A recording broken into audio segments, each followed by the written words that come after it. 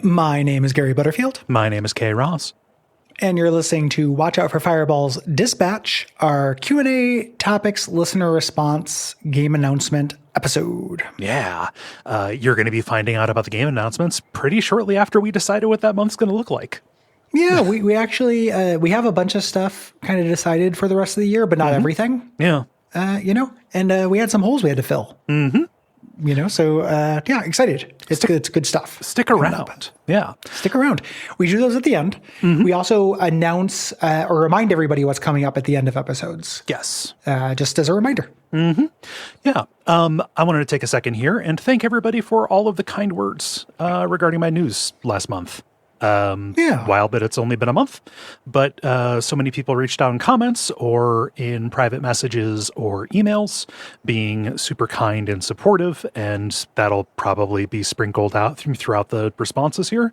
But I just wanted to say at the front, I responded to everybody that I could, and everybody else, I saw what you said. So thank you so much. It means the world to me. Oh, nice. Let's get started here.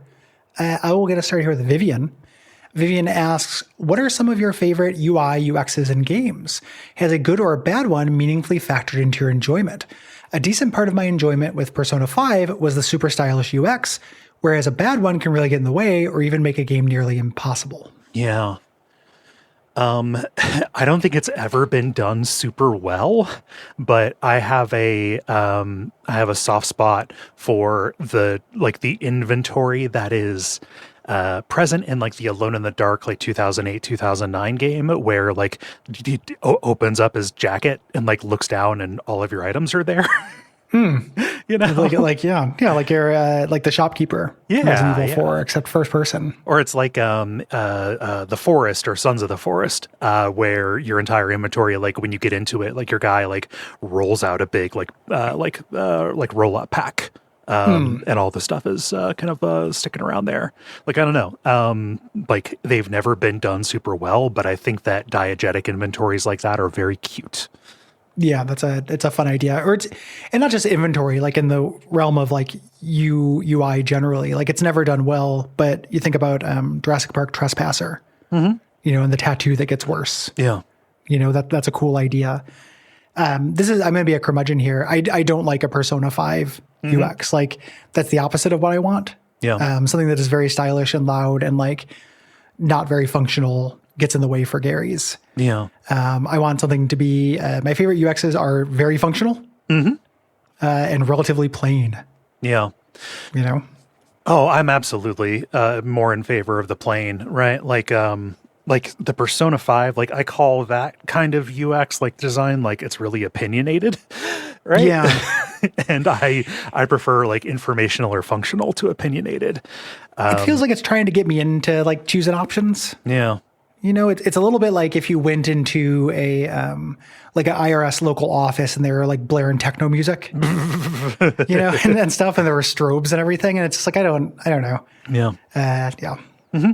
Gets in the way of readability for Gary's. Yes. Has it ever like meaningfully factored in, like made the make or break kind of thing? Not particularly. No, not for me. Like it ends up, it's on the pile of things that makes the like new Persona games not look that interesting to me, but it's not the deciding factor. Yes. Yeah. Julian says, after letting it collect dust on my bookshelf for years, I finally read the book You Died, a Dark Souls Companion. That is by, oh gosh. Jason. Jason and Keza. Yeah. Yeah.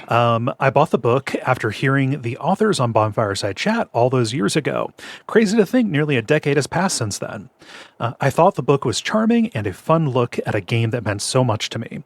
But it did make me stop and think about how my opinion on Dark Souls has changed in the time since it came out, especially in light of Elden Ring. My question is, has the existence of Elden Ring changed or even diminished your relationship with Dark Souls? This could apply to either pre-Elden Ring FromSoft games as well, to other pre-Elden Ring FromSoft games as well. No, I don't think so. Yeah. I don't, I haven't played Dark Souls in a little bit. Mm-hmm. I don't keep a playthrough going largely because of, just the job playing other games. Mm-hmm. Keeps me playing games. Still very, very nostalgic. All those places are still very holy to me. Mm-hmm. I'm watching, there's a YouTuber named Prod, who I think is funny, who is doing a randomizer that includes bosses. And I've been, he does these highlight reels. I've been watching that on YouTube. Mm-hmm. It's making me want to play another randomizer. God, always like drop of a hat. I will do another randomizer with the barest excuse. Yeah. Specifically with Dark Souls 1. Yeah. I did one with Dark Souls 3. It's not quite as good. Mm-hmm. The Dark Souls 2 one isn't there yet. Yeah. And maybe never will be. But Dark Souls 1, like that, Elden Ring hasn't ruined that for me. And weirdly enough, it is an avenue of enjoying Dark Souls that I can't really enjoy Elden Ring with. Yeah. Like Elden Ring, the fact that it doesn't work with a randomizer very well, it's not very fun. I think kind of underlines some things that, as much as that's a great game, it is missing some things. There's some iconicness, like totemic quality to some of the bosses, and locations and things in Dark Souls 1 that Elden Ring is lacking. Mm-hmm. If that makes sense. Yeah. There's a shorthand to it. The biggest effect that I think Elden Ring has had for me is changing or improving my opinion of Dark Souls 2 and what they were going for, on the way up. Yeah. But that is more just like from how it was made and like what is kind of peeking through kind of element. But that's an upward revision. It hasn't diminished anything. So. Yeah. And that doesn't mean that when I eventually do revisit a Dark Souls 1, 2, or 3 or Bloodborne, I won't die from not being able to jump. Yeah. That there will be muscle memory issues for sure. Mm-hmm. Yeah. Oh. I'm pretty good at accepting all of those games on their own terms, I think. Yeah, same. Clever Clogs says, want to make a quick PSA and let everyone know a new Kingsfield-like has just dropped called Labyrinth of the Demon King. Haven't finished it, so the jury is still out on whether it's as good as Ludicid, but I can confidently say it is good. Also, Kay, you're the survival horror expert, and I know you stream a lot. Have you heard of a little joint called Conscript? It's a PS1-style survival horror game with a non-horror setting. It takes place in the trenches of World War I. Very novel to use the survival horror form, in my opinion.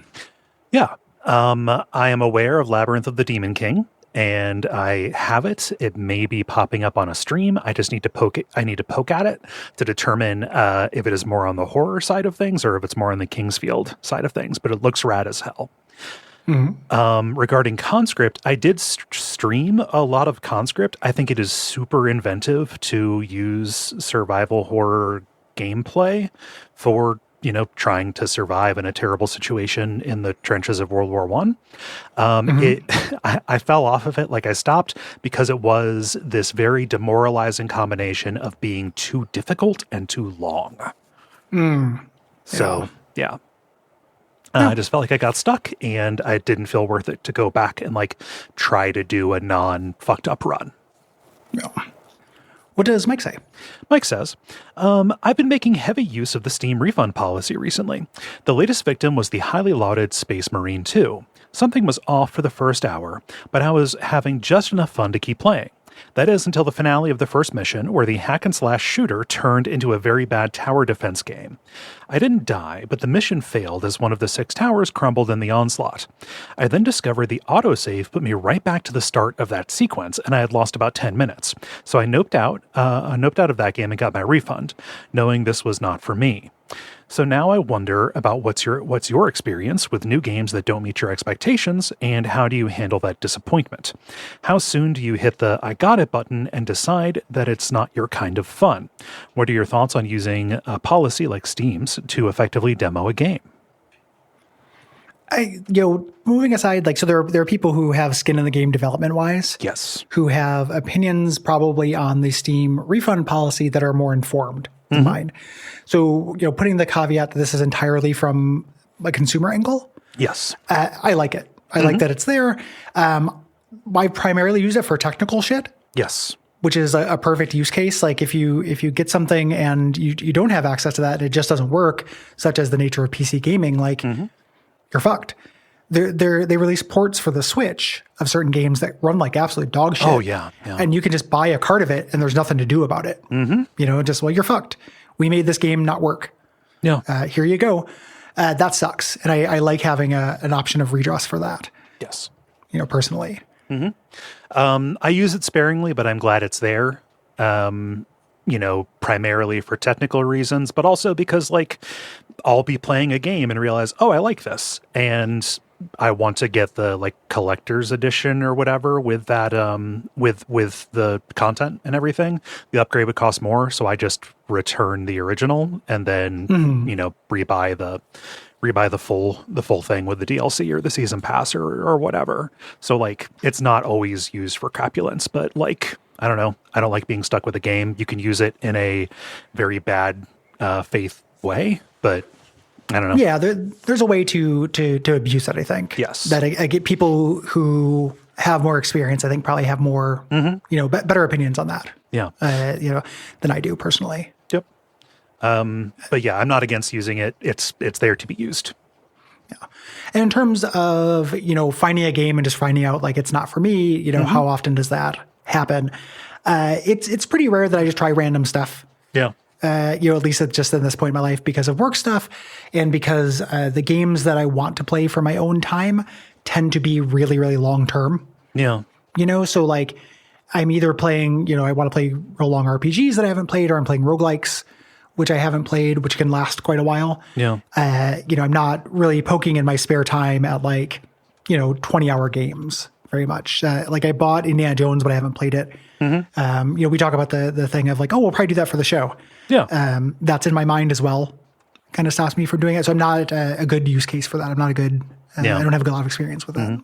There've been a couple times where we've done something, we've covered it on Abject Suffering, and it's like, I don't want this fucking person to get my money. But like that is like probably, 1 or 2 times that I've done that. It's rarer. Yeah. Paul says, hi, Kay and Gary. A big fan, and I've listened to Bonfireside Chat episodes of Dark Souls 2, and most recently Bloodborne. Your podcast has been my soundtrack for many a bus and train ride, so mostly just wanted to say hi and thank you for the great work you do. Thank you. I miss almost every lore-related detail in my first playthrough, so it's always fun to hear what was actually going on in the story while I was struggling through bosses. Gaming question, though. Are either of you into Metroidvania-style games? I just played Castlevania Symphony of the Night for the first time, and it made me surprised I don't hear it recommended more to the Souls community. I noticed a lot of similarities in the way the game doubles back on itself, encourages you to explore every corner and detail of the map. I'm definitely looking forward to playing more of the genre. Castlevania Aria of Sorrow and Hollow Knight are at the top of that list. I was just wondering if you are fans and have any recommendations. Thanks. Yeah. You're in luck. We've done a bunch of those and drawn those explicit connections. Yes, we have. Before. We did Castlevania Symphony of the Night a long time ago. We've done many of them. I think it's a genre that we've cooled on as we have played many more kind of modern examples, and specifically kind of came to some realizations about the way that the spaces and levels in them are designed. At their worst, they can just be big dumb hallways full of stuff that can hurt you just to add friction. There are games that get around that, something like a Blasphemous as compared to like Blasphemous 2, right? Yeah. Or a Hollow Knight, for stuff we've done. Like if you're listening to Bonfireside Chat, we've done a bunch of those on Bonfireside Chat. Yes, yeah. That you should check out. Like I think that at least for my disillusionment with the genre, it just came from seeing the formula. Like, it's the hallway, the lack of level design stuff is frustrating. But then also just I got so sick of you're in a room where you're going to come back later with a double jump. Yeah. That shit sucks. And I'm tired of it as a thing. But in a general, if I'm voting yes or no, like, yes, I do like them. Yeah. I'm just kind of in a cool down period. Yeah. It's been a little bit since we've done one of those, I think, because of that cooldown period. I think we did too many in a row within the past year, and then it was One things that were kind of similar to, like, I feel like we did like Blasphemous 2 and Dandara really close to each other, and Dandara is a little bit different, but it's got a lot of the same DNA. Yeah. Yeah. But yeah, there's a lot of coverage for that stuff. And again, those are connections that we draw to, so you're not wrong there. Mm-hmm. Yeah. Kevin writes, "Hi there. Have either of you played Clair Obscur Expedition 33, and do you plan on covering it in the future? I understand the combat to be an innovative approach to turn-based, and would love to hear your opinions. They give some stats about the game, very popular, so I imagine there's something to that. They have a PS here saying, I just binged the File Underwater podcast and gained a newfound appreciation for REM as both a band and a collection of dudes. My earliest memories of REM are riding in the car with my parents as a child and hearing Stipe's extremely unique and recognizable voice on hits like Man on the Moon and Losing My Religion. But I'm glad to have discovered early REM thanks to you both. I've been listening to the IRS years on repeat, for the record, with my current top 3 songs are South Central Rain, Half a World Away, and Life and How to Live It. Thanks for the time and effort spent on that pod." Thank you. You're always welcome. love seeing File Underwater love. It was fun. Yeah. That was a fun show, unique research. That was very fun to go back every once in a while because of research from that show. YouTube will serve me and be like, hey, here's REM doing All the Right Friends. Or some like weird B-side from before they recorded. Don't mind if I do. Yeah, that is good. Yeah, don't mind if I do. Oh, their cover of Arms of Love? That is good. That's a good fucking song. Yeah. I like that quite a bit. In terms of Clair Obscur, the premise of that game, plot-wise, is very interesting to me. Yep. And the idea of a JRPG that has kind of story tropes that don't come from shonen is interesting to me. It's just a time thing for me personally, why I have not checked it out. It does actually sound pretty interesting, though. Yeah. It's kind of where I land on it. Like if you want to hear more in-depth stuff, it's come up very frequently on the level recently as folks have played through that. I think Ben and Dennis have talked the most about it. I'm very curious about it. Just a time thing. Coming off of Satisfactory, wanted something story-wise. I thought I was going to go play Clair Obscur, but I was like, let's hit some smaller targets than like a 30-hour RPG. Even if it is shorter than most other console RPGs, it is still long. It is cool that I support that it exists. Yes. It's actually the premise of it, and this idea, again, of like a non-shonen JRPG was enough to push past my contrarian instincts of everyone's talking about how good this is, I must not like it. Right. Which like is not a good part of me, but I'd be lying if I said it wasn't true. Yeah. Let's move on to life questions. Let's do down to life questions. Luke says, as a straight white cis man, the most oppressed group on earth. Hell yeah, brother. Finally, somebody recognizes it. Yeah. Oh, I'm so glad I'm not one anymore. I, of course, can hardly imagine what it feels like to come out as trans in 2025, so massive props to Kay. One part of that post, which I did relate to, was the idea of kindness as being for other people, but not for me. For example, in my day job, I'm a manager, and I'm always telling people to take breaks when they need them, not to push themselves too hard, and so on. But to my own self, I see any tiredness or sickness, physical or mental, as weakness and tell myself to buck up. How are you all with extending your beliefs to yourselves? Is it something you've worked on or seen changing? Yeah, Luke, let me lay this on you. I'm so bad at this that I also advise other people to do it, but can't do it. Yep. Like I am nonstop telling, like somebody is like, man, I feel bad about myself for some dumb reason. I'm like, hey, would you feel bad about somebody else if they told you about that? If somebody told you that they were going through that, would you think less of them? And they're like, no. And then I'm like, yeah, that works for you, but not for me. Like afterwards, it's so many levels deep. Oh yeah. The fucking gym teacher in my head, like it sucks. It's terrible. Fucking sucks. I'm bad at it, and I'm in a very specifically bad at it place right now. I suck at it. I suck so fucking bad, Luke. I'm telling you, I suck so fucking bad. Fucking run as fast as you can. Yeah. Oh, Lord. Pray for Mojo, Luke. I'm so fucking bad at this. I got better at it in that one particular respect. And I think that like with our changes that we've made over the past like 6 months, in the new year, related to doing guest episodes and doing occasional reruns, we have started getting better at doing that.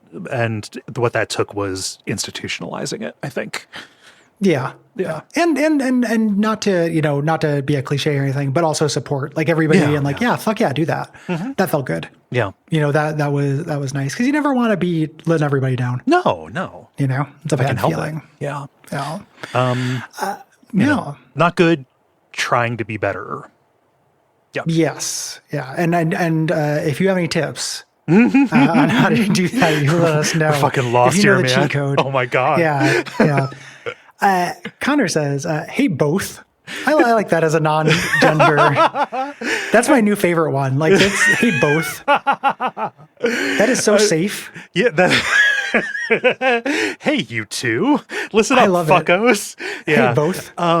If anybody is like weird about it, hey guys, that is more on cinema coded than gender to me. So yeah, I think of. I mean, it's not for me to say. Yeah. To the degree that I have an opinion, I think of guys as gender neutral because there's not really. I guess there's hey gang. Yeah. But that also feels different. Hey gang feels like the 3 or more people. With 2 people, yeah, it's, like hey guys. Yeah, like that just sounds like you're talking to a group of people. Yeah. So I remember I dated a woman for a little while once so I tend to say girl and boy instead of man and woman. Yes. Like when I talk about people like, oh, there's a group of girls, there's a group of boys.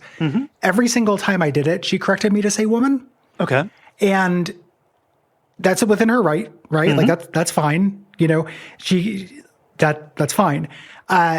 It just was a thing that ultimately I was like, and we didn't work out for other reasons, but that would have eventually, like, I feel like that would eventually fucked us over. Yeah. We wouldn't have worked for that just because it's so ingrained in me and I can't see the moral valiance to it.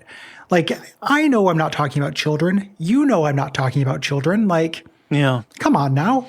There's just part of me that was like, there's a real 1555 come on now that I had to tamp down every single time. Yeah.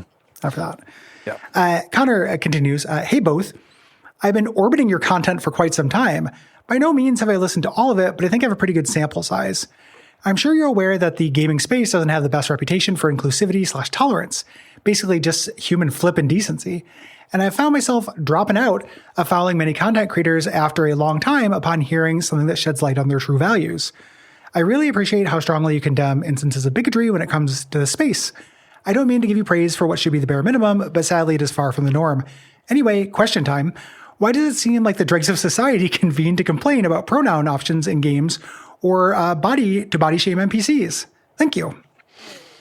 Yeah. I mean, I can't tell you why individual people do it. Seems like a really weird way to spend your time, but also, people are making careers out of it. It's a cottage industry. I think that is, grift. Yeah, it's a grift. It is an employment. We call it the quartering factor. Yeah.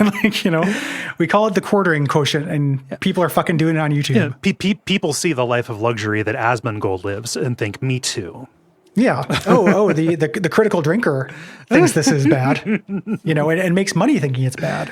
Yeah. So I think that it's a clout chasing thing, but they're also terrible people, or at least acting terribly, right? Like, that is not very good behavior. I don't know why, other than I think that it is something that, is endemic to a lot of people. You also have to remember that you share the internet with people who are, 14 and up, Remembering everyone's age is fucking hard. Yes. People are kids. The one of the things that online does, is it creates no middle sliders.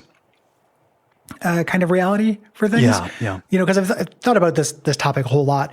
And one of the things is the space between something being a crisis and something being celebrated has kind of disappeared. We talked about that. Like, if you pop open a thing, a lot of these people, they shouldn't be annoyed that there's a pronoun option for something. Yeah. But if they could just be annoyed and then move on because it's such a small fucking thing, we'd be in a better space. Oh, yeah. Being annoyed, that's not the proper reaction to it. But I think that they're getting kind of whipped up into it being a crusade. Whereas if they could just be like, yeah, that sucks, and then just move on, I think we could all live with that. It's not ideal. You shouldn't be annoyed by it. If I was voting, don't be annoyed by that. It doesn't affect you. It's not bad. Yeah. But just if you could just let yourself be a little bit irritated, if they felt like they could be a little irked and then just stop. it'd be one thing, but they can't. And part of it's because there are forces who are stoking that flame on purpose for that money. Yeah. Like I have no idea.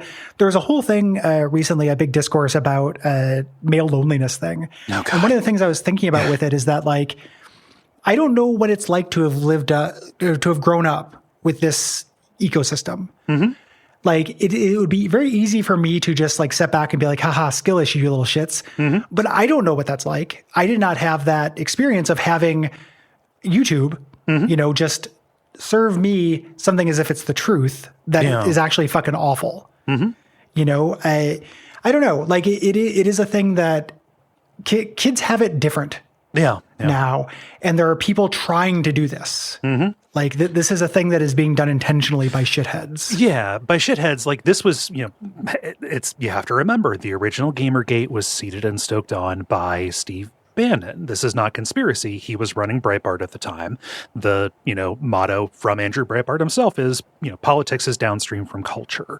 And what they hit upon is that young people are easily radicalizable. And if you kind of go into enthusiast communities, and this specifically goes back to like Usenet days, where white supremacists were trying to, recruit from, nerdy, communities, right? Like if you can hook them young with something like this, then you have a pipeline of fucking fascist soldiers, right? Yeah. Yeah. That's not conspiratorial. That is the strategy. Like it is a pipeline. It's happening. And not every single person who watches these YouTubes or whatever goes full fash on a thing. No. But that's what is taking this ember of being a little bit annoyed by something different, or being confronted by something and then stoking that flame. Yeah. And making them feel more strongly about it than you should ever feel about, a third option on a fucking video game menu. Mm-hmm. Like the smallest ball in the world. Yeah. Who gives a shit? They're agitating the mood slime, hoping that one or two people break and become part of the harassment campaign. Yes. Yeah. So I think it's because of conservatives, because of weird alt-right dickheads who care more about the culture war than any kind of material effect on life. Like they want to make the wrong people sad more than they want good things for themselves or anyone else. Yes. Yeah. Spite. Yep. Yeah. Is this me or you? This is me. Richard writes, I'd like to hear a little about any new homeowner anxiety that Gary and Kay might have felt. I just recently bought my first house. Congratulations. And repairs problems send me spiraling into dread, much more so than when I was just renting. That is true. Yep. That do be true though. Yeah. It's your problem. It's when you rent, you can do anything. Mm-hmm. Like I was putting things that, they say don't put grease down your kitchen sink. Yeah. The things I was putting down my kitchen sink, animal, vegetable, mineral, like new chemicals that I invented, just wax, like just I'm going to throw some candles down there. Fuck it. Yeah. Like whatever you wanted to do. It didn't matter. You just call a guy and they come fix it. Now I'm scared all the time.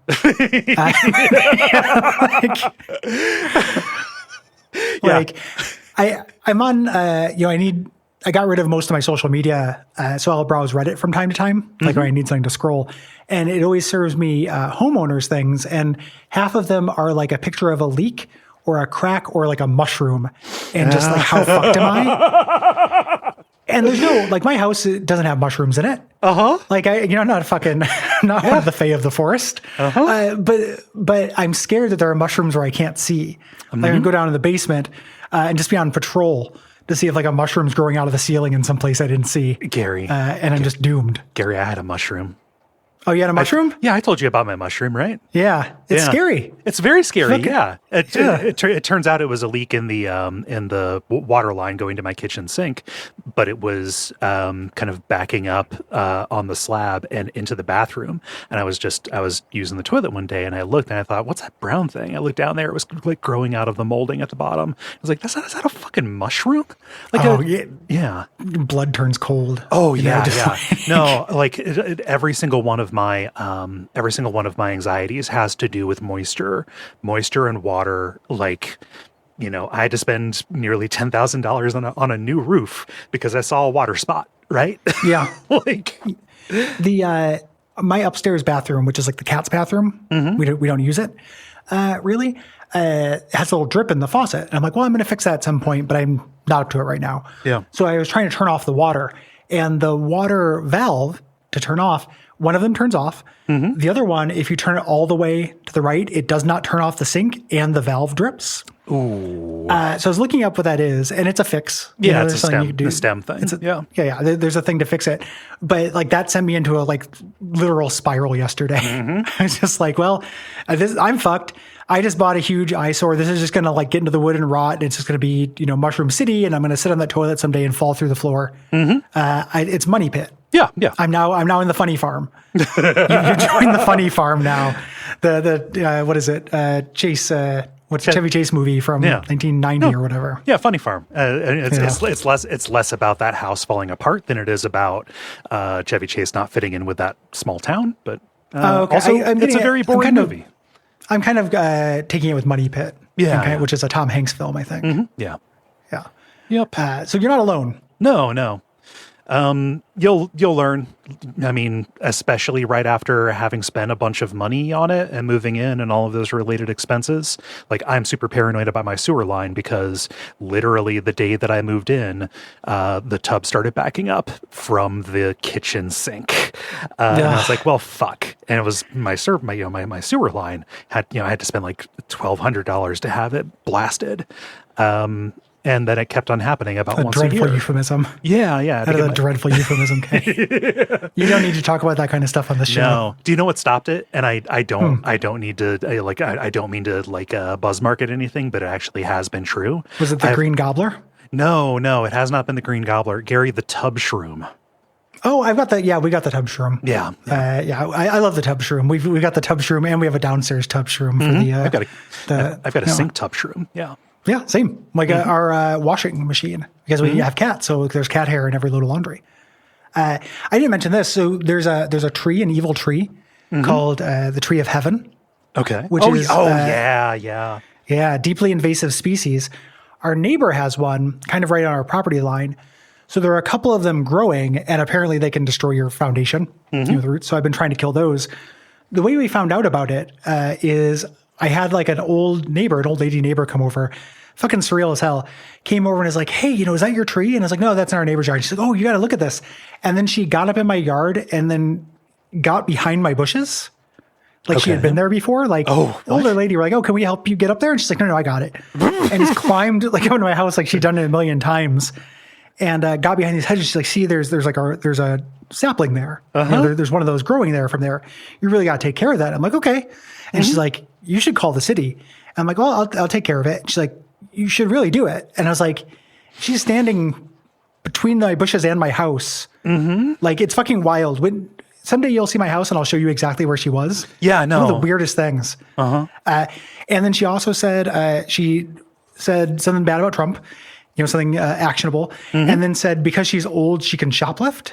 It was one of the more surreal, it was really strange. Real weird. But yeah, so now I know there's this evil tree that just has roots that will cost me $20,000 at some point. Oh God, yeah. Down the road, I've been trying to kill. Sucks. Yeah. Very anxious. Do you want to move on to media questions? Yeah, let's. Yeah. Let me scroll on down. That was me, so this will be you. Yeah, this is Jared. One of my favorite parts of replaying FromSoft games is re-listening to Bonfireside Chat, and I recently had a unique experience that can only be attributed to listening to old podcasts. Near the end of your Bloodborne season, I came up with the great joke response to one of your non-sequiturs.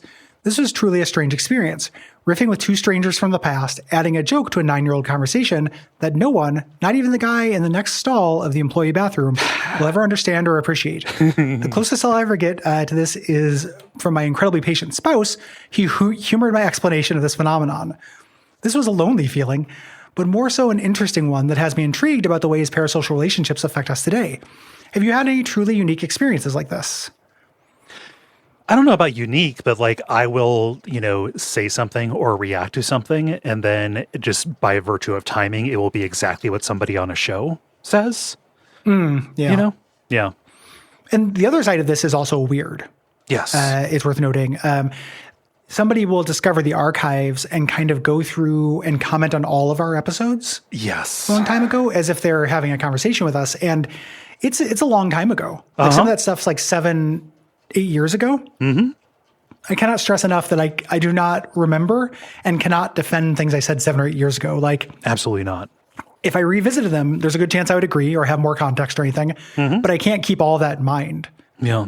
So like, good on you, Jared, for not just immediately like, messaging us out of the blue with your rejoinder. Like, people do that kind of thing. And it just sounds like somebody's making something up. Yeah. Yeah. I have no idea what you're talking about. Like, I know I said it, but again, we say a lot of things. Like, we put out a billion shows. There's, hundreds and hundreds of episodes. Like, I can't remember all of them. In terms of like, from a listener perspective, this happens sometimes where I will like listen to something and I'll come up with a joke or like a +1 or a point. And usually if I'm patient, the person I'm talking to will get there. Or I'm listening to will get there. Like I'll think of an observation of a game and I'll like be watching like a Noah Gervais video or something and he'll get there. He's just doing it in a different order. And that's always very satisfying. Yeah. Yeah. Yeah. Very much so. Yeah. Jonathan writes, have either of you read The Ballad of Black Tom by Victor LaValle? It's a retelling of the horror of Red Hook from the POV of a black man. Victor LaValle is himself a black man and a great horror writer, and he does an impressive job taking one of Lovecraft's worst and most racist stories and turns it into something compelling by contrasting the cosmic indifference of Lovecraft's world with racist attitudes in America at the time. I highly recommend it. I haven't, but have not read it. Yep, I'm very curious about it. Yeah, it's supposed to be great. I'm curious about it. It shows up all the time. There's also the I can't remember the name of it right now, but there is the one that is Shadow over Innsmouth, but it is from the perspective of the people who live there. Oh, like it is this weird kind of inversion of that. Like not just saying like, oh, the fact that they kill is good. It's not that ham-handed. But there's a story like that as well in the big pile of Lovecraft subversions. That I've been pretty curious about. Yeah. I did a search for Shadow over Innsmouth from the monster's perspective, but I couldn't find the name of it. So yeah, if I remember the name, I'll bring it up on the show or something like that. But yeah, this one's up there as well. So yeah, interested. Appreciate the recommendation. I just have not gotten to it yet. Yeah.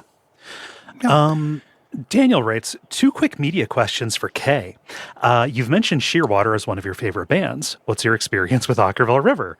Black Sheep Boy is a personal favorite album, and the 2 bands have some history. Second, your tweets a while back about the Knowledge Fight episode where Alex duels ChatGPT got me into that podcast heavy. I'm a sucker for Midwestern podcast duos. Favorite episodes of Knowledge Fight? For Gary, what's your stance on over-literate country rock and Alex Jones? I assume pro to both. Thanks. Yeah. So to hit both of these, of course, know about Ockerville River. Love the band. Found out about Shearwater through them. The history is that they share members. Initially, it was Will Sheff and Jonathan Myberg, who was the crossover. Then Will Sheff stopped being involved, and Jonathan Myberg left Ockerville River to do Shearwater full time. Both are great bands for different reasons. As for Knowledge Fight, it is impossible to go wrong with the deposition episodes. They call them, I think, Formulaic Objections is the name of the series. If you just do a search and want to see all of those, it's really, really good. They make asses of themselves the whole time. The InfoWars people. It's great. Yeah. I generally am in favor of Ockerville River and Shearwater, but they are like, they're not favorites. Like I like songs when I hear them. They're, I like some of the songs. Yeah. So I put them, generally think they're, the good guys, without putting them on real regular rotation. For Knowledge Fight, there was probably a time in my life where if that had come along when I first became more politically aware, I would have gotten real into it. The Duncan on Chuds thing has lost appeal for me. No judgment that there's no quality, there's no qualitative aspect to that. It just said, I've gotten to the point now where I'm like, yeah, this guy's a fucking monster and he should die. And then there's no room for discussion. Like him falling flat on his face. I want it to happen, but making jokes about it, I don't laugh at the jokes because I'm just like, oh, that guy should die. He's really harmful. Any functioning society would eject this person. Yeah. Yeah. It's I don't have the humor for it anymore. Personally. No judgment though. Like I get it. And there was a time in which I would have been deep into that. My version of that was all like BreadTube making fun of Sargon of Akkad and shit. Yeah. Like I had my face of that for sure. Yeah. Daniel, just ridiculous questions to ask. It felt like a trap somehow. Eric says, I just wanted to say, hearing Gary talk about Toy Fair brought back some fond memories. I used to love going to my local comic book store with my older sister to get the latest issue, although I was probably too young to understand all the jokes in Twisted Toy Fair theater. I always dreamed of being able to afford the giant Unicron Transformer. Not sure if Kay had any experience with the magazine. I didn't hear her mention if she had. Anyway, do either of you gatekeep things from yourself? For example, I'm trying to beat the Dark Souls trilogy before I buy any new games. No experience with Toy Fair. Of. Yeah. Yeah, and I don't think I gatekeep anything for myself. Sometimes I won't get something because I know it'll take up a lot of time. Mm-hmm. So I guess that kind of counts. Like I'd like to play Rogue Trader, but I'm not doing it because it will take up a lot of time, and we'll do it for the show at some point. Yeah. So I guess that's gatekeeping. Mm-hmm. Yeah, I don't know. Yeah, it's a kind. I didn't start watching the Last of Us 2 series, like the second season of that, because I hadn't played the game. I've beaten the game, so now I'm going to watch those episodes like right as the finale is about to air. So that'll be nice. And I think that I said, I'm not going to watch Game of Thrones until I read the books, but now I'm kind of not interested in either very much at the moment. Well, the books aren't going to come out. Like reading the books doesn't. Yeah. It's purely theoretical. Yeah. If you like Toy Fair stuff, in addition to Toy Fair magazines being cheap, like I've bought them online before, there are best ofs of the Twisted Toy Fair theater that when I got them were really cheap. Like I bought a lot of, like 8 of them or something on eBay for no money. So you can relive that stuff. And some of those hold up pretty well. They're pretty funny. Cool. Yeah. I'm going to do one more media question because this is time related, time sensitive. Munda says, "Hey Woffers, a few months ago during Duckstream, I anonymously donated and left a message saying that I'm a long-closeted trans woman and that I hoped we could build a world in which future trans people would never be afraid to come out. What Kay said in response meant a lot to me, and it means even more now that I know where it was coming from. Thank you. I'd like to ask a couple of questions about trans media. First, any chance of covering I Saw the TV Glow on Unfilmable? I know this kind of question might be annoying, but I've been crossing my fingers that it would be next for a while, and I'm crossing them even harder now that I know that K is K. They're beginning to ache. Second, K, I've seen you mention Allison Greaves a couple of times on Blue Sky. Would you mind sharing some thoughts on her work? Personally, I just finished Kimmy, and it gave me feelings." Yeah. So Gwen and I later this week are recording an episode about I Saw the TV Glow from Unfilmable. Yeah. We're recording that on Friday. So that should be out for people who listen to that, just as a bonus episode of Unfilmable about that. So yeah, that is that right there. Second, love Allison Greaves' work. Was very important to me in helping process my feelings about that. Kimmy is one of the most effective horror novels I've ever read. Dorley is great. When You Fell from Heaven is great. Yeah. Generally in favor. Have no idea what the appeal to anybody who is not trans would be. It's impossible not to be, myself and look at it that way. But yes, I'm in favor. Yeah, I have not seen I Saw the TV Glow. I don't want to be told I'm appreciating something wrong or that I'm missing something. And I know you would not do that. Yep. I still have weird gun shyness from covering Life is Strange. Yeah. Where like I don't want to get yelled at for not reacting to something. And it's frustrating. This is not frustrating with you or with anybody involved. It's with discourse. Yeah. The creator of I Saw the TV Glow was like, no, I made this on purpose to appeal to a lot of people. People are not experiencing it wrong when they don't see trans stuff in it because I was trying to come up with a flexible metaphor that would apply to many things. That's part of the artistic intent. I don't want to open myself up to accusations of, I don't know. Yeah. Right? Like I don't want to get yelled at. So I'm treating that as I'm not going to touch the stove. I will probably watch that on my own because I think it looks cool at some point, but I don't need to put out content about it. Yeah. Nobody needs to hear from me about that. It is cool. I'm ducking that one out. We had intended to cover it. I think both of us were excited in the lead up, and then I went to see it, and I was like, Gary, I'm not going to be able to talk about this without blowing up my spot. Yeah. So Yeah. it was like, Yeah, you would have hated that, Miss ARG. You would have just really, no, nobody can find out about me. Here's exclusively transmedia on Quackstack for 6 months in a row. not exclusively. It wasn't every month. It was. There was like a 6-month period where it was like from the People's Joker to Against Me. Like, yeah. No, if not 6, it was like 4 though. Yeah, yeah. There was at least a bingo. Yeah. Or a tic-tac-toe. The Against Me one I did when I knew I was coming out, but like back when I saw the TV Glow came out, that was way too soon. Yeah. Yep. Moving on to show questions. Brady says, "Hey guys, I just wanted to write to say thank you for having such a great set of podcasts. I started listening to WAF during my 9th grade year. Fuck. Yeah. And have been in love ever since. It's my 12th year now, and I graduate in 3 days of writing this message. Keep up the great work. Thank you so much, Brady." Thank you, Brady. That's a compliment. We don't always read those and everything. I'll be honest, I started reading it without knowing what it was, but that did, 9th grade. Yeah, no, a little kid. Yeah. Congratulations on, I assume, graduating? Yeah, I hope so. Yeah, it's and good luck. Yeah. Like I have no idea what the world will be like for you. I really sincerely good luck. Yeah. Yeah.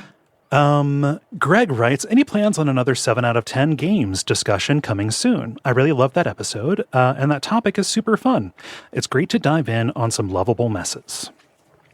I too love that idea. One of the things I haven't done it yet, I need to. I just had life stuff going on. Is try to put in our pitch for PRGE. Yes. This year, and I was thinking about doing, since we did that before Midwest Gaming Classic, trying that and see if they bite with that one. Yeah. I need to send them an email to do that this week. Yeah. So I'd like to. I think it's fun, and it's definitely something we could visit a time and time again. Like it is a interesting space. We designed that topic to be modular. I remember us talking about it. It was like that and the adaptations one were like, well, we're going to have like extra people on this, right? With the adaptations, we had Bob and we had Brad from Hair of the Dogcast. And then we had Bob on for the 7 out of 10. Like that can be modular. We can change ours. And like both of those are topics that I think are interesting to a lot of people.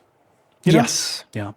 And if they had us do it, we're in Portland for PRGE, so we could have Will on, we could have Nick on, there's a lot of people here. Yeah. Bob will probably be here, but even, aside from that, we could call in extra people. And I also have a stable of other 7 out of 10s I can think of, I'm sure. Yeah. So I'd love to. Yeah. Wish us luck. I say this every once in a while. I'm going to say it again. If there's a convention you want to see us at, tell them. Yes. Like telling me is good. I will write an email to people. But what I would love to do is not be courted. Like I don't need to get a fucking gift bag or anything, but a place, reaching out and saying like, hey, we'll fly you out would make such a difference because it's just very expensive. Very. Yeah. To do those. And it's a little mildly demoralizing when we say like, oh, we'll pay a couple $1,000s to do this, and then we just don't hear back. Yeah. Like it's not personal. It's the fact that these are very complicated, and I have yet to find a convention that is like run like perfectly. I get that they're really hard to do. Yeah. But if you want to see us somewhere, tell them. Yes. Now would be if you want to see us do that at PRGE, now would be the time to message them and be like, hey, get these folk back. Yeah. I miss these folks the last couple of years. What's going on? Yeah, that would be great. We'd appreciate it. Not trying to give anybody a job. Yeah. It would make it more likely to happen. I am giving people a job. AstroTurf the shit out of this. That would be Street Team. Oh yeah. That would be pretty cool. Yeah. Let's do lightning round. Let's. Yeah. Bo writes, lightning round question. What's the best birthday you ever had? My partner's is right around the corner and I'm poaching ideas. That's a fun question. I get melancholy around my birthday. So my actual birthdays have not always been the best, but I have gotten some really nice, like thoughtful gifts and experiences and stuff. Taking time, just being like, one of my most meaningful birthdays I didn't have any plans or anything, but I came home and my wife had like taken the time off work. She was home already. And like, we just had like a nice dinner and stuff. That was really meaningful. And then I also, for any kind of gift or anything like that, like my standard advice is customize shit. Art. Find something they like, go on Etsy or commission somebody to do a version of that, and it can be the only one that exists in the world. Yeah. I think that kind of thing's real special. Yeah. Agreed on all counts. I don't know that I have like a specific one, like a specific birthday that, I never make a big deal out of mine. Is the thing that kind of always, I can count like the number of like birthday parties that I had as a kid too, like maybe on one hand, like parties with a bunch of kids kind of thing. Like the best birthday gift was also an experience, but it happened in April when my birthday is in November. But my brother paid for me to go to like a falconry kind of like session kind of thing, like just like a like for just the general public. Like, hey, do you want to learn the basics of this and get close to some real cool birds? That was great. Yeah, experiences are really good. Yeah. For that kind of thing. That's the other thing is if you can't do art, basically we live in a world where most people, like economics are different for everybody. It's not like everyone's going to buy themselves like a VR kit or a new system or anything, but most people, if they want something bad enough, can buy it. Yeah. Like getting somebody, the kind of gifts when you're young that really hit, the reason why they hit is because you didn't have that ability. So like getting a game, for my birthday or whatever was huge. Because I just didn't have that ability. Now, though, somebody gets me a piece of media or a book they think I would like, it's nice. Yeah. But if they just told me about the book's like $16. If I was interested enough, I can get it myself. So I feel like because of this kind of, it's not post scarcity because things are fucking expensive as shit. It's post like availability. Like almost everything is available that is commercially released. To most people. So you got to find new things, and experiences and art are both real good examples of that, I think. Agreed. Funky Dynamite says, hey, Gary and Kay, describe your perfect sandwich. Let's say all ingredients you could ever want are at your fingertips. Do you go simple or extravagant? Walk us through it. Yeah. Perfect sandwich, not going to have it all the time. So I'm going to describe one that is very decadent, but like if this was in front of me right now, it wouldn't be in front of me for long. Let's say a grilled cheese on rye. Pepper jack is the cheese that is inside of it. It also has like a little bit of bacon in it, some caramelized onions, and some spicy barbecue chips in it. Okay. Yeah. Yeah. That's very doable. Yeah. Like, I like a lot of sandwiches. Sandwiches are some of my favorites in the world. Big, nice piece of bread, like with a good chew to it, is how I like my bread. Not crunchy or anything, like a nice chew. Layer of aioli, probably like roast beef. If I'm choosing a protein for that. A cheddar cheese, maybe some arugula. Sun-dried tomatoes, and we have these things up here. I think they're regional, called Mama Lil's peppers. Okay. Mama Lil, that are really good, little pickled hot peppers. Yeah. That sounds real good to me right now. Arugula is a pro green for a sandwich.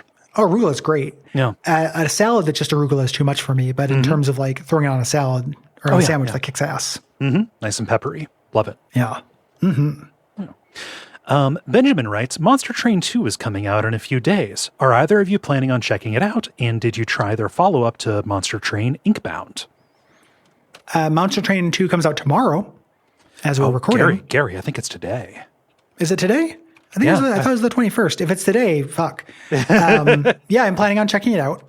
I need it. It's dangerous right now because I'm kind of in a depression hole and like it's going to tank my productivity. Yeah. But I am intending to. The fact that they're releasing it on Switch the same day is really great because that's my preferred platform for Monster Train. Yeah.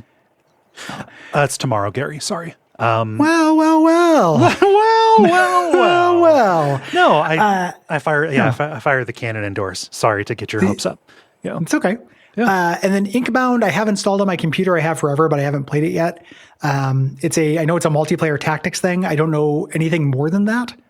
I don't know why I didn't dive into that immediately. I like those devs a lot. I just have not tried it. Yeah. Pretty much same on all accounts. Looking forward to Monster Train 2. I didn't know it was day and date on Switch, so that is neat. That'll be how I will play it as well.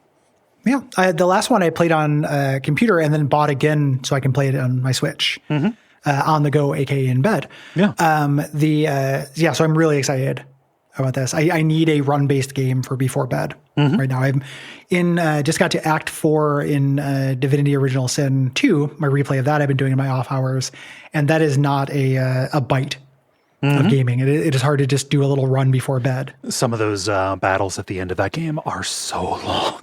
Really long and hard, and there's a lot of like exploring and kind of moving through things and everything. I need a run-based game kind of between them right now. Gaz says, for our topic this episode, what are your hopes for the Resident Evil series moving forward? We were pretty spoiled between 2017 and 2023 with 5 mainline games in the series, including the remakes, and somewhat of a renaissance for the franchise. However, it's now been 2 years since the last release, and we're still none the wiser about what's coming next. Will it be another remake or Resident Evil 9? If it's a remake will it be 0, the original, again, Code Veronica, or 5? There's plenty to speculate about, but with all of this in mind, I'd like to know what you would like to see from the franchise going forward. What would you like to see from Resident Evil 9? And which games would you like to see get the remake treatment next? Also, I just want to add a congratulations to Kay in the form of a quote that has struck with me from a character, the character Raymond Holt in Brooklyn Nine-Nine. Every time somebody steps up and says who they are, the world becomes a better, more interesting place. Thank you. Yeah. This is very well timed for a question to ask us. I don't know if you did that intentionally, but we just covered Resident Evil 6, and that was a marker of transition for the series, and did that kind of middle trilogy there, and we're kind of on the edge of that happening again with Resident Evil 9 if the pattern holds. Yeah, it feels like it is. Yes. We don't know if that's going to happen, and it's a weird thing Capcom keeps doing to themselves, right? Like, they didn't need to, the first thing happened with Code Veronica. Yeah. Like, you had the first thing, and then Code Veronica, like, this is not sustainable, It feels like they kind of did that to themselves by making Code Veronica have its problems that it had, like it being 2 campaigns back to back as opposed to using like a zapping system kind of thing. The lore getting out of hand in that, things like that, and kind of switching to 3D as kind of a half step. There are a lot of things that make that really awkward that made the series have to reinvent itself. Yeah. 6 is obviously in the same position. Resident Evil 6 has tons of problems. We talked about them for, 6 hours here. Resident Evil 9, I wonder if, I really liked Village. What if they don't start shitting the bed with 9? Like, what if they don't try to expand their reach and do a bunch of half-measure changes, and make it so it is absolutely necessary to burn the series down again? They don't have to. No. I feel like they probably will. The weather prediction is that it will rain, but what if it didn't? Yeah. I think that part of why it feels like they're on that way again is just charting the trajectory from 7 to 8, with 7 being, fairly restrained mechanically, but also thematically, or even just with its setting. 8 being kind of more quick, and also having this theme park kind of section. And it's a lot more out there. It's a lot more out there, and it feels like, even with 8's DLC, it feels like that's the direction creatively that the series is going to go. So that's, I think, why I feel comfortable saying, if the pattern holds, because it, the move from 7 to 8 feels very much like the move from 4 to 5 to me. It does a little bit to me, but I like 8 is so much better than 5. Yeah. 8 still had a lot of the juice, I think. One of the things I always forget about when I'm thinking about 7 is that almost all my positive memories of 7 are the first 2/3 of it. Yeah. That 7 started kind of shitting the bed by the end of it, turned into a military shooter. And then 8 dialed that back again. And 8 at the end turns into a military shooter. Of course. Fucking Redfield shows up. But before that happens, it kind of felt like a return to form. And moving in a weird angle, because 6, the thing with 6 isn't that it got too weird. That's not the issue. Going weirder would be good. Yeah. It feels like a slightly different trajectory to me, personally. Yeah. So I don't know. And the other thing I'm very influenced by when I think about this question is my soft spot for iterative sequels. Yeah. It has been a couple of years. If they made Resident Evil Village 2, not literally, but didn't expand the scope that much, it wouldn't bug me. Yeah. New encounters, new monsters, new story, new creepy fucking horror stuff. That's fine. Give it to me. I'll take it. Yeah. The same way I would have taken Resident Evil 4 2 without adding the co-op and racism instead of 5. But they were dead set on it. Yeah. They really, and really what 5 did was fold the lore back in. Yeah. Yeah. That was like really the thing it's the military and folding the lore back in that contributed to the tonal shift there. Yeah. I think. Yeah. So like regarding the lore stuff specifically, like we're not gonna get, I have no idea where the story is going to go. I mean, it's been, 4 years since RE8 came out, so we can just say this. Now that Ethan is dead, right? Yeah. And it seems like we have kind of run out all of the kind of track on the fungus, the monomycete kind of thing going on, or the megamycete. And specifically with the DLC in 8, taking us into the future with Rosemary being a teenager, finding out that she lives and finding out that she is still kind of going back into a a fungus realm in order to find memories of her dad. It's like, I don't know, like where a 9 fits in that, showing that the world is not, appreciably changed, 16 years in the future or whatever. Yeah. I didn't play the 8 DLCs. So I don't have that context. I also just in my mind, you mentioned Ethan died. I just imagined like an in the arms of an angel montage, but the face is just missing from all of the slides. And like half of the slides are just like a surveillance picture of a square of maybe a guy in a jacket. Like just the least memorable protagonist in the history of games. Just a bunch of severed hands everywhere. Yeah. What if a guy, what if a guy that would be a fine coworker, but you wouldn't necessarily be friends with them? Mm-hmm. That's our protagonist. Yeah. I don't, the people behind Resident Evil, the story crafters of it, are too interested, I think, in expanding the story outwards rather than moving it forward. Yeah. When something happens, like if Ethan hadn't died and we hadn't moved on to the next generation, she has superpowers, right? Kinda. Yeah, that kind of sucks. I wish we hadn't done that. Yeah. Show me a cool thing they could do is move to different areas. Like, how does this fungus, that's going through, how does this affect like a different country? Yeah. Like a different aesthetic concern. We did this Gothic kind of Eastern Europe thing. Do an Old West Resident Evil. Yeah. Give me a Resident Evil that takes place in Perth. Yeah. These are ways I'd want it to go. A Resident Evil that takes place in Perth, I think, is almost literally the Resident Evil musical that we talked about. I guess that is true. Yeah, and that wasn't very good. No. Yeah. Huh. So like, I have no idea what to expect. I think that like, as far as things that we know, they said an old favorite character is returning, but that could mean literally anybody. And everybody's making their guesses. People are saying, "Oh, it'll be Jill, it'll be Rebecca." I have no idea. I don't need to see Rebecca again. Yeah, she's fine. Her story's told. It's also, so the question, I'm not trying to gotcha you on this, but I was trying to answer this from a perspective of hopes. Yes. Not what I think will happen. Like, you might be correct in terms of just predicting we're going to get the worst of this new one. Yeah. And then it's going to have to be reinvented and everything. But I hope not. Yeah. Well, I mean, what I hope is they've, take, kind of with your idea of not trying to move it outward, trying to make it more sprawly or whatever. But like, I don't know. The thing that I loved about 7 was that it was, more intimate. Right? Yeah. And it felt new and it felt disconnected, and the connections were incidental at the end, right? Like, that's kind of what I want to have to happen. 7 felt a lot like 4 in that regard, not just because it was a reboot, but because they kind of made it its own thing, Yeah. Yeah. And you could do that without blowing up the series, I think, or without like running the series into the ground. Like, what I actually want is a good version of Outbreak. Yeah. With like people, like how's a community deal with this? Shrink your fucking scale. Yeah. That's my answer for almost everything. Yeah. I want the scale to go downwards, but that is the thing that keeps happening to Resident Evil. That keeps fucking it.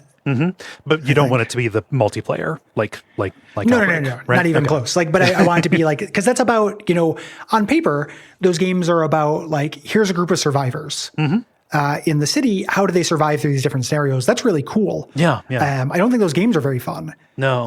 Not only because of their multiplayer focus, but there's a lot of problems with them. But that is a cool idea. Yeah. Shrinking that scale.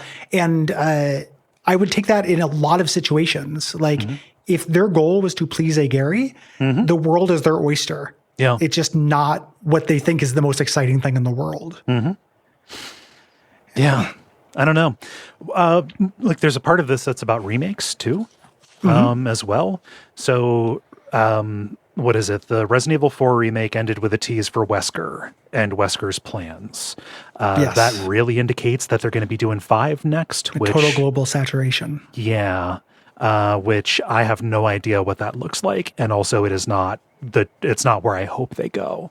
I think for me, what I want is like a remake of 1 in that style, in the Resident Evil 2 kind of style, the remake, to show us, Wesker origins or Wesker beginnings or whatnot. Just because I want to see that space reimagined, like the Resident Evil 2 space, the we haven't done police it. station was. Like, we haven't done the Resident Evil 1 thing in a non-traditional survival horror method. I think that would be cool. Incorporate all the stuff from the first remake. Give me an updated take on Lisa Trevor and stuff. Yeah. That'd be incredible. Yeah. That'd be really good. Failing that, I mean, I'm always, looking for my Code Veronica remake, one that takes all the stuff that is unique and cool about that and fixes its shortcomings. But there does not seem to be desire for that.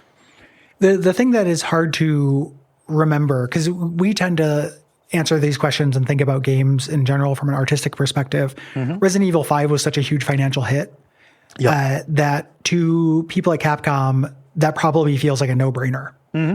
This will print money. Like this will be a huge success. And that being, this is an old hat, but the way that games now have to make more money than anything to be considered a success, games cost too much. Yes. Capcom puts a lot of money into their games. They have to do a sure bet. Doing a remake of Code Veronica, as much as that would make you and I happy, I don't think that Code Veronica has like name recognition that is adequate, for this right now. And it sucks. Same thing with Zero, which I'd like to see remade because Zero is bad. Yeah. First one they could do. The series itself has name recognition. A remake of 1 in that style, I think, could fly. Yeah. Any remake I'll play. Like, 5 is the one I least want to have remade, but I also felt that way about 4 because 4 is like a perfect game to me. Yeah. The remake was really fun. Like I love the remake, so I will play the remake of 5. Oh, they have absolutely earned my trust, right? Yeah. They're just going to make it's just going to be here in Africa, and it's all white people who you shoot. And that's going to be the only change, and it's going to be great. They get rid of the tribal masks. There are no more witch doctors. Yeah, I also I kind of don't want a multiplayer focused remake, right? Same. But we're outliers in that too. People fucking go apeshit for co-op horror stuff. Look at the Steam tag. For horror in general, it's all co-op shit. So. It's a weird thing. Doing co-op stuff is fun, but I only do it once. These are games I'm going to replay over and over, and I can't just like count on having co-op buddy over and over. Like something I've realized, as much as I like my plays of 5 and 6 that were co-op, when I revisited them, that was logistically a pain in the ass. Yeah, and they're also imagining a world where like it's just drop in co-op. Like I don't have to set up something with my friend. I just let somebody come in and be Shiva, and I don't want that. Yeah. But again, I'm the weirdo there. People love that shit. Yep. It's going to be a microtransaction extraction shooter. Oh, absolutely. Yeah, it's going to fucking suck. I mean, that is a joke. They tried that with RE Universe or something, but didn't seem to gain traction. So we will see. there's the things I want. They have earned my trust. As much as we were pretty harsh on Resident Evil 6, replaying it was a little bit of a chore. I liked it my first playthrough of it. I'm still warmer on it than most people. Like, I don't need to play it again. Having now played it twice, like, I am fucking good. Yep. But I'm still glad it exists in the world. I don't regret my time playing it. No, not at all. So even if it is as bad as, as that, I'm still pretty happy. Yeah. I don't know that I have anything more to say. Yeah. No, that's about it. Hopefully, fingers crossed. They should be announcing something soon. Hopefully. It is unusual that it's been so long. Yeah. I mean, I don't know. We got leaks in the past. We knew about the RE4 remake forever before it was even announced. Yeah. So I wonder if it's that paucity of leaks that is making it feel like it's been forever, right? That's true. Yeah, maybe they plug their leaks. Yeah. Let's move on to game responses for May. I'll get us started with responses about Satisfactory. Steven says, I wanted to call out the movement in Satisfactory as another element that elevates it above most other Factory games. I've had a lot of fun with Factorio, Dyson Sphere Program, and many Minecraft Factory mods. But Satisfactory's slide jumps, wire riding, and jetpacks allow more expressiveness while traversing your factory than of them. They offer more than any of them. Yeah, then that makes much more sense. I think I talked a little bit about that when I talk about the joy of exploring in Satisfactory, the fact that it is a defined world that you are, prospecting and getting into gets a little bit to that, but the presence of those, like the fact that those movement upgrades are fun and that those are handed to you pretty frequently as upgrades to keep you motivated and getting more capable is something that is unique to Satisfactory. I co-sign everything that Kay says about this game during this segment. Eric says, I'm a pretty big fan of Factorio, so when I heard y'all were covering Satisfactory, I decided to give it a shot. While I had a good time overall with the game, I ran into a lot more friction than I expected. I was never able to quite get the hang of load balancing between multiple belts of the same material. I got tired of having to ward off 30 to 50 feral hogs when I was moving between resource nodes. None of the traversal options ever made the exploration feel truly seamless. While the factory building part did a great job of scratching that optimization itch, and game mechanics like the dimensional storage were fantastic takes on inventory management, the pain points kept piling up. The final straw for me was when Phase 3 of product assembly was taking so long that I opted to file my taxes while the game was running in the background. I tabbed back, looked at the requirements for Stage 4, and noped out. Even if Satisfactory didn't click with me, I'm looking forward to what Coffee Stain works on next. I enjoyed Sanctum and Sanctum 2, and Satisfactory really highlighted their technical wizardry. Yeah. All valid. You don't. I co-sign that validity. Yeah.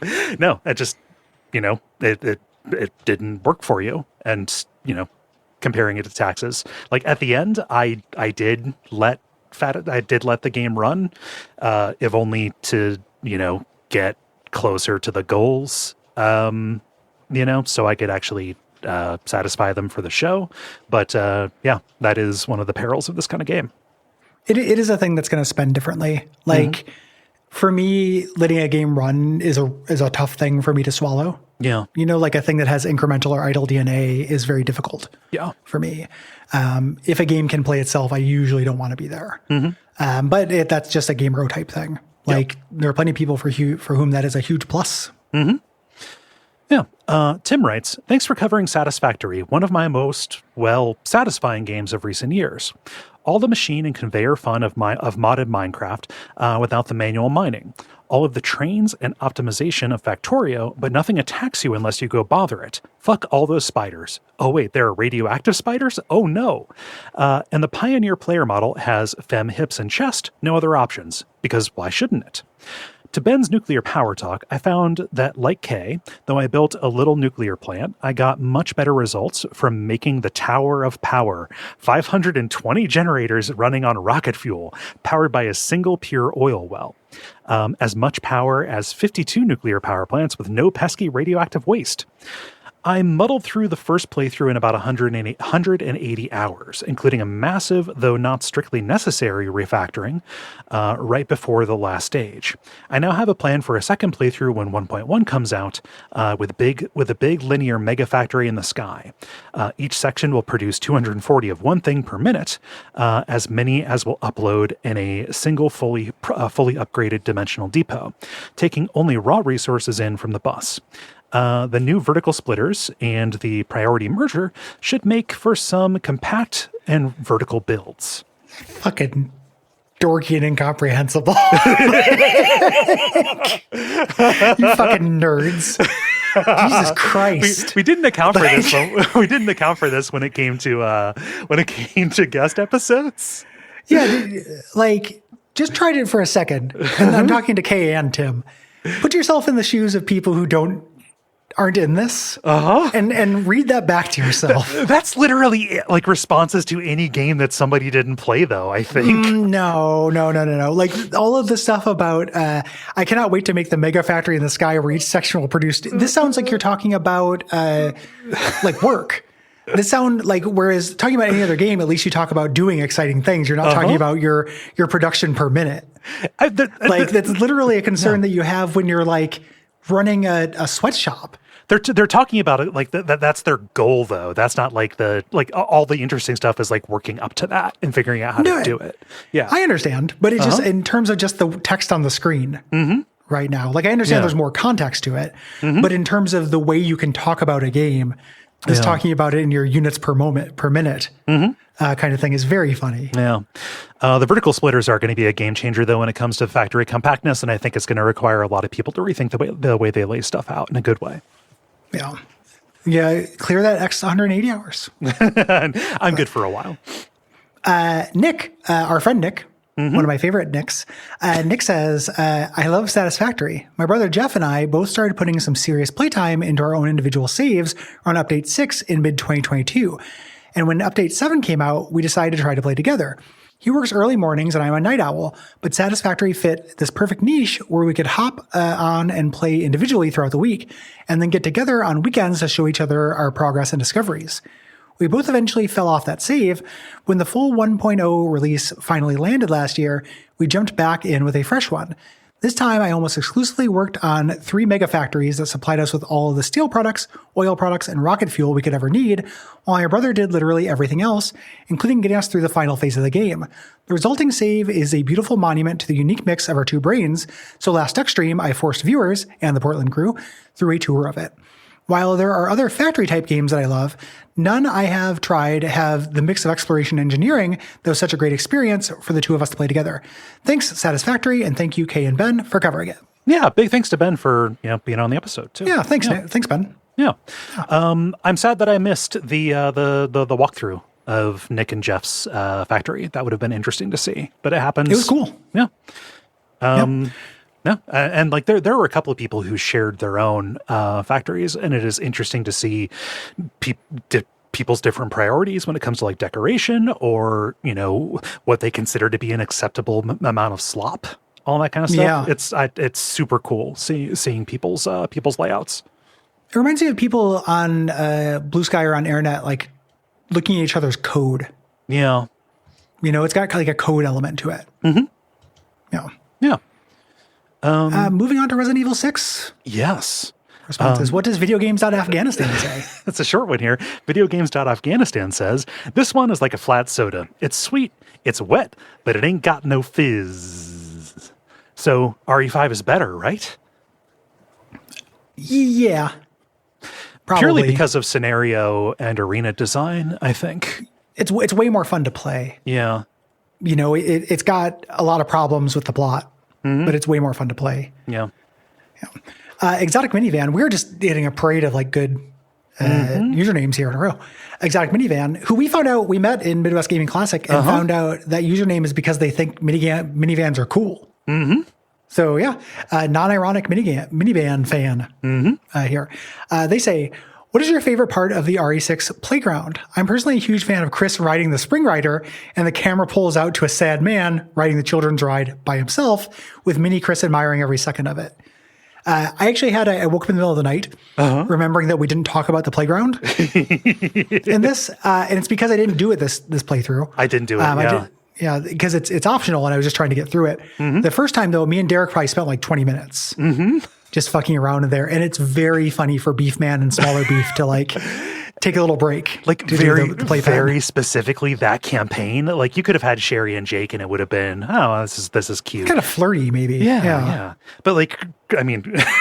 You're telling me Chris and Piers aren't flirty? I don't think Chris and Piers are flirty. Like Piers loves Chris so fucking much, but I consider Chris to have huge asexual energy. Yeah. Like, no. So Chris only cares about his men, but not in a sexual way. Right. Yeah. So I didn't put it in the notes because I didn't. I think that if I saw it, I didn't walk close enough to get an interaction prompt, and I was, continuing through the campaign. It's so indicative of the interaction model of Resident Evil 6 being kind of something I don't like that much, that the playground, you go up to a piece of playground equipment, you press a button, and it switches to like a cutscene. Your little model like snaps to grid to climb up it. Yeah. And stuff like that. Like the way that, the way you interface with the environment in that game is not naturalistic at all. Everything is prompt based to cut into an animation as opposed to feeling like you're actually on the object. Yeah. I remember when I first got to the playground thinking that you couldn't do anything because I tried to like run up the slide and my character just ran in place like I was running into a brick wall. Yeah. You're right. It is illustrative of a real problem with the game. It reminds me of God of War 2016, like how that is a game where everything is basically a pathway with prompts on it. Gabriel writes, you guys were too harsh on the Chris campaign. Have you never lost men? Ever lose a partner? Nothing is more important than your men or your partner. I hope Piers gives you your punishment. With his electro arm. Final sentence. No, I have not lost men. No, you're right. I don't have the perspective necessary to talk about this. That's true. We owe Redfield an apology. Robert says, this game is mostly for the Resident Evil sickos. Its main sin is that it's too long, even with the attempt to mix things up and gameplay between the 3 campaigns. It doesn't really achieve that. Each campaign is not that different from the other 2. New characters and a little character customization aren't enough to justify things. The game is on its best foot when it's played with a friend. Then you can make fun of the goofy parts, or the misplaced sexy monsters, or Chris at his mopiest. I go so far as to say that in co-op, it's fun and worth it for the enthusiast, especially given how cheap it gets on sale these days. Single player is a drag, though. Yeah, I agree. Co-sign all of that. Yeah. Although, which monsters are sexy? Oh, the sister. Oh, right. Yeah. Okay. There we go. The pussy rubbing monster, the naked monster who rubs her clit to as an attack. I guess you know what I see monsters and I think enemies, not set piece bosses. Not bosses. Like yeah. Most of the monsters are not like the Java are not that hot. No. I go on the website Java or not. Do that. It's mostly and if they're hot, I know it's not a Java. Bug parts, hot bug parts. Yeah. Agreed on all points. I think the biggest sin is the length. They didn't need to do that.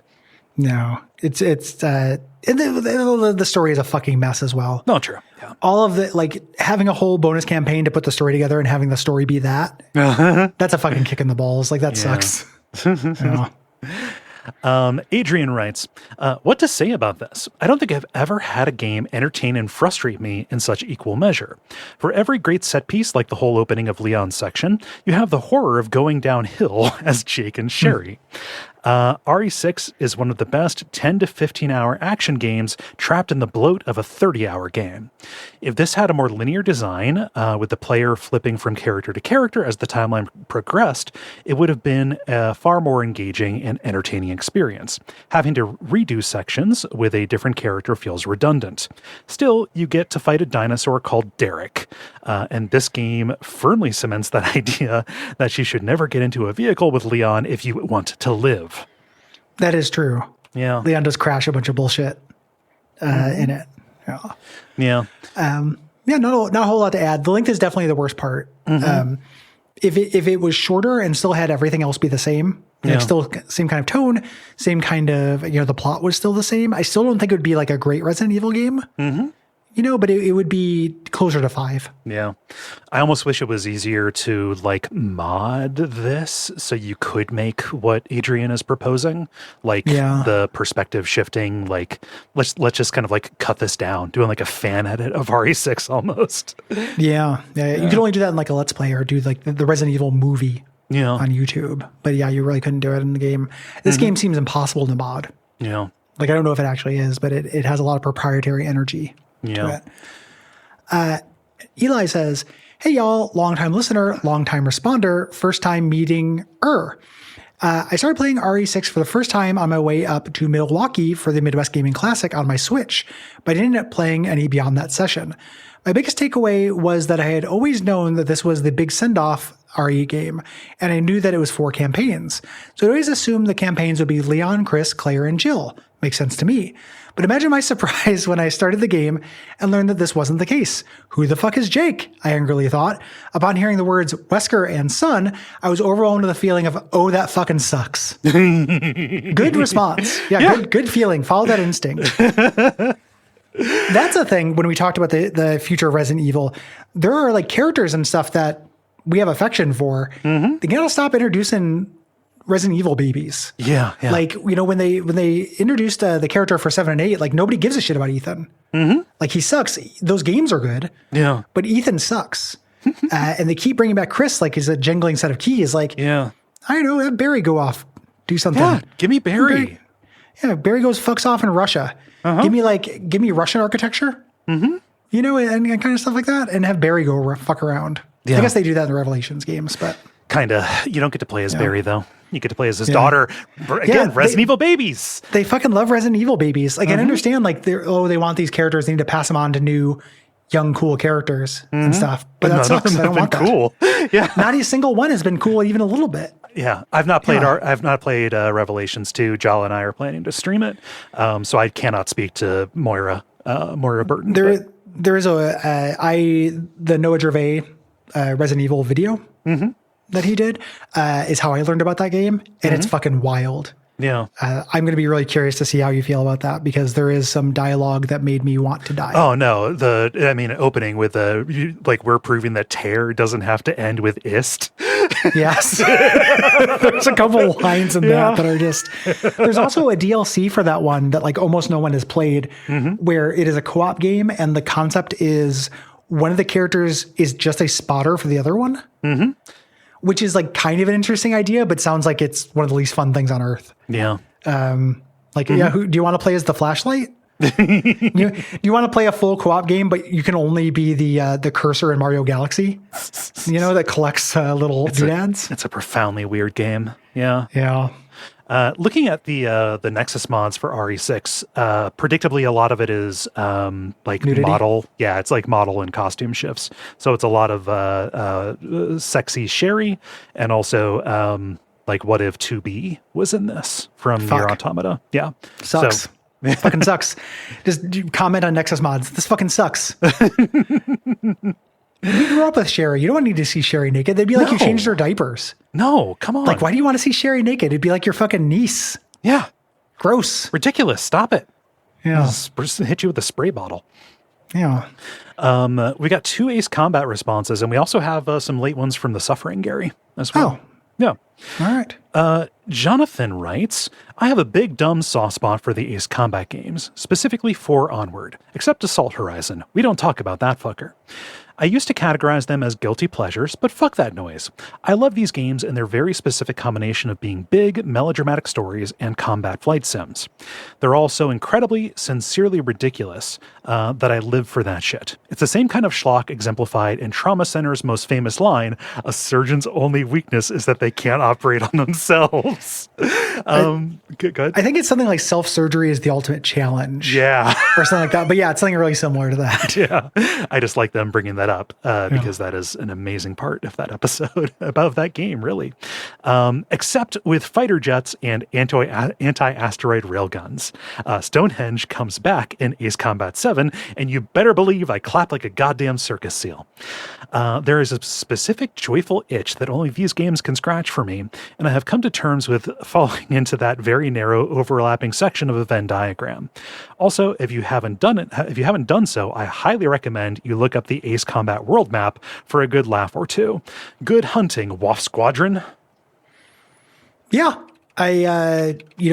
generally there's something missing in me in terms of enjoying this kind of melodrama. Yeah, I think I don't like a big melodramatic story that much. Yeah, and the episode, I think we call it "This Sucks, I Love It." I don't have that gene for this. Yeah.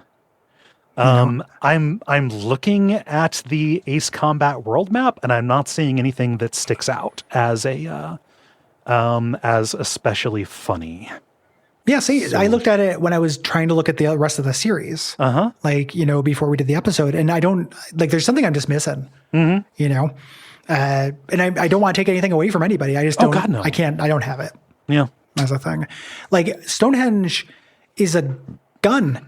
Yeah. I can't imagine Gary, it's several guns. It's several guns shaped kind of like the Stonehenge thing, but it's hard for me to think that's super cool or unusual. Mm-hmm. It just is a bunch of guns. Yeah. I don't know. There's something I'm missing. Andy, who is the episode sponsor, writes in, says, right off the bat, I need to clear up when I played this as a kid, I immediately would skip right through the anime cutscenes. So I kind of forgot that you'd be subjected to those. Apologies. I really love this game. The cheesy voice acting. I shot down White 7 at least 5 times in a single mission. We didn't mention that, but that is very funny when that happens. Yeah. Mid-2000s military tech loading screens and ribbon post-action flight path tracing combined for a wonderful low-carb snack. My favorite mission is sinking the Invincible, Ager fleet, where you can choose to engage with different elements of the fleet in a given time period. Hearing the pretentious ship names ticked off a AWACS cruiser Balfour sunk. Mm-hmm. Ticked off by AWACS cruiser Balfour sunk. Yeah. AWACS being like the home command voice. Got you. Yeah. Tickles me to no end. It was super cool to me as a kid in 2001 to watch the little ships actually move out of the area of engagement if I had to fiddle lining up the submarine dock shot for too long. Many times I would crash right into the end I would crash right at the end in order to replay the level. The last mission is kind of a bummer to go out on and made me cry many little kid frustration tears trying to navigate the Death Star trench run, but eventually you do get the hang of it. Thank you for indulging this trip down memory lane. I hope it makes for a fun episode. You're both a bright spot in a scary time. Each episode is a wonderful chug of the Estus flask in the fight to keep going. Love ya. Thank you. Thanks, Andy. Yeah. And thank you for supporting us. You've heard the episode by now, so our opinions on the anime cutscenes. It's not anything you need to apologize for. No, certainly not. They were I was way prepared for them to be a lot more excessive than they are. Yeah.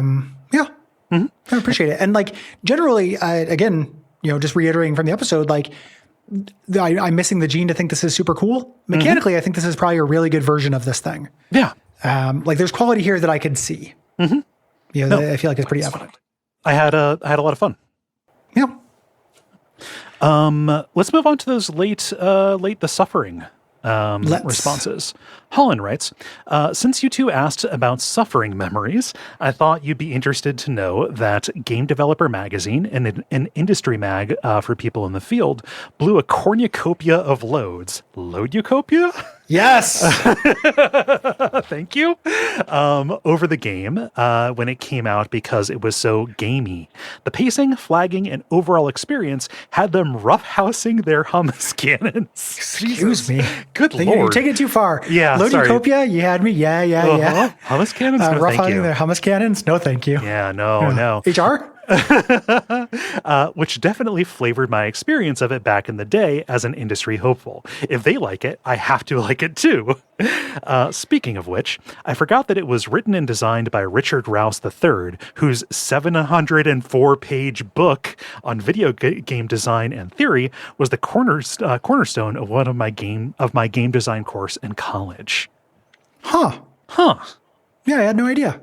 Yeah. Yeah, that's interesting. Yeah, I like it is wild that Game Dev Magazine decided to like go all in behind this. Hummus is too thick. It's if your consistency is like hummus, I'm not going to tell you how to live your life. It's not even a doctor thing. Yeah, it's like I don't know. It's like you have to go to a crone. It seems Like, you got a thinner curse or something. Like that's not. I don't think a doctor can help you with that. Viscous. Thicker. Yeah, thinner too thicker. Yeah. Until eventually it's just like squeezing out a Q-tip. Yeah. Yeah, I really dislike that. I don't like it at all. I'm so sorry, Holland. You went too far. Like a toothpaste tube. Yeah. Like there's a plug, like a mustard plug. Fuck. Really dislike it. No. But Lodicopia I enjoy. Yeah. Propane maniacs. Yeah. Alex says, a little background. Since we met in college, Mumble back in Y2K, way back in Y2K, sorry, I misunderstood that. My best friend and I had a regular friend date to play horror video games together. The Suffering was one we played around the time it came out because we'd heard such good things about it. My somewhat hazy memories of playing it 20 years ago were that we found it pretty scary to play at night in my friend's condo with the lights out, though of course it was not up to the standard of Silent Hill 2 or Fatal Frame. The combat got tedious and annoying at times, but that's a standard complaint for us. Neither of us are that great at action games, even nowadays when you spend less time fighting camera angle bosses and shitty tank control bosses. But the thing that really stood out to us was the scrapbook of island lore, which hit the same itch as all the absolutely unhinged lore shit you would find in Fatal Frames, except there wasn't nearly enough of it. Yeah, the scrapbook of lore was actually pretty good. I did enjoy that as a nice reward. Yeah. I love that it comes from an authored perspective, that like somebody did it. If you're going to have a codex, having your codex have an author is a real cool trick. Yeah.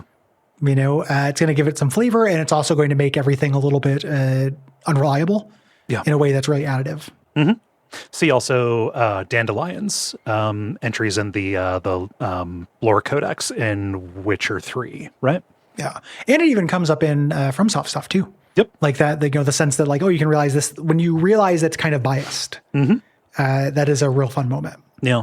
Alex, like this was a much longer response talking about memories of playing different survival horror games of the era back in the day. That was very nice. This idea of like, oh, neither of us are like brave enough to play these alone, but we want to get together. That is really similar to something that happened back in college. The house that Ben used to live at, they would get together and it's college, so they did stupid stuff. They like lofted couches to make like a movie theater in their living room. Movie theater style seating. So a couple times a week, it would just be like, yeah, we're having horror session and just sitting with a bunch of people playing Silent Hill 4, on this big screen in what was surely a death trap. Is a distinct memory for me. That's something awful thread. Yeah. Somebody who has a body count. Yeah. It's whistling in the dark, right? Like it's really hard to be scared with somebody else. It's one of the interesting things, the way that horror games have kind of tried to get around that. Like Phasmophobia can be scary, and that's multiplayer, but it took a total reimagining. You couldn't just do a traditional, flashlight house and have it be scary with multiplayer. Yep. Thanks everybody for writing in. If you have thoughts about next month's games, you can write in by June 15th. And those games are The Last Door Season 2, Command & Conquer 2, Red Alert, Yuri's Revenge, or Lost Kingdoms. Yeah. And if you have thoughts about July's games, that's weird because we haven't told you them yet. You probably do have thoughts. You just don't know it yet. Yeah. So for July, we're starting off with a K pick, Skin Deep. It is a new kind of brief immersive sim that's getting a lot of positive chatter. I am using this just to play something that I want to play. So. Yeah, hey, we call them vanity picks. The insane vanity of choosing to play and talk about something you are interested in. Yeah, I know, right? What hubris. After that, we're doing a revisit to a series that at one point we're like, oh, we probably covered everything for the series before we realized that you never step in the same river twice. We're talking about Tony Hawk's Pro Skater 3. Yeah. It is right before the remake comes out, which I am hell of excited about. Yes. We're going to be talking about the original version to kind of catch a little bit of that heat and as an excuse to play some Tony Hawk 3. Yeah. I remember enjoying it greatly. Apex of the series. Like, I feel like it's either 2 or 3. Yeah. 3 adds mechanical things that are really important. The levels are really good. Oh, yeah. In 3. And it's before it gets immature. You know, the way that it does with 4, which is kind of the beginning of the jackassening. Yes. A little bit. Soundtrack's amazing, too. Oh, yeah, soundtrack's super good. That Deltron song. Yeah. Yeah. After that, we are talking about Phantom Liberty, the Cyberpunk 2077 DLC. Yeah. 2024 leftover. We couldn't do it back in December because that was too much game, and now we're doing it in the summer. Yeah, it's its own standalone thing. And then the premium episode for that month is the Talos Principle. This is sponsored by Steven. Thank you to Steven. This is a game I covered on Check It Out Comrade a long time ago that I quite like. Yeah. It is a first-person puzzle game. Yeah. And it's been a minute since we've done a crunchy puzzle game like that. I think that was another thing where we did too many of them in a row. We certainly did. Well, and this is a different kind of puzzle game. This is more in the Portal box than like the Notebook box.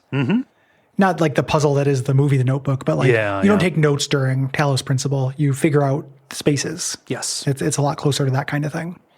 So we need to get good with our vocabulary with puzzles so we don't end up doing too many of the same type. Yes. Like puzzles are broad. We can do a lot of puzzle games in a row. We just have to like make sure they're real different types of puzzles. Yeah. That's going to be for July. If you have thoughts, July 15th is the deadline. If you have thoughts about multiple games, please include multiple entries at Duckfeed.tv/contact. Yeah. If you would like to support us, you can go to patreon.com/duckfeed.tv and kick us a few bucks a month, get the full version of those premium episodes. Both Lost Kingdoms and the Talos Principle are premium episodes. So you get the entirety of those. You can also get the full version of all of the premium episodes we've done. Like, you don't have to do extra for that. No, you can do that and listen to the archives. It's quite all right. We appreciate it if you do it either way. If you can't do that, please rate and review, subscribe on your podcast directory of choice, talk about us places, tell conventions to court us. Yeah. We don't advertise, so the way that people hear about us is through you. Join us in thanking our producer, Gwen. Thank you, Thanks to Gwen. And is there anything else? Not that I can think of. Yeah, we will be back next week with The Lost Door Season 2. The Last Door Season 2. Fuck. Last Door Season 2. Lost Door, Lost Kingdoms, Last Door. Get them straight. Yuri.